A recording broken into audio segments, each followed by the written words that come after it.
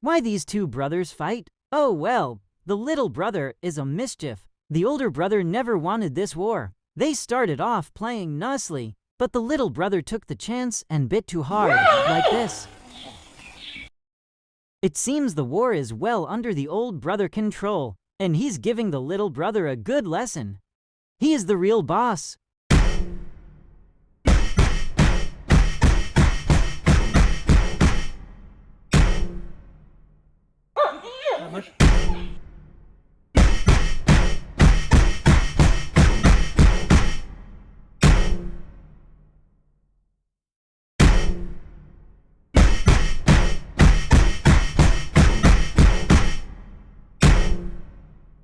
They seem made a peace and agreed to end by walking away. But have they? Hey brother, can you hear me calling?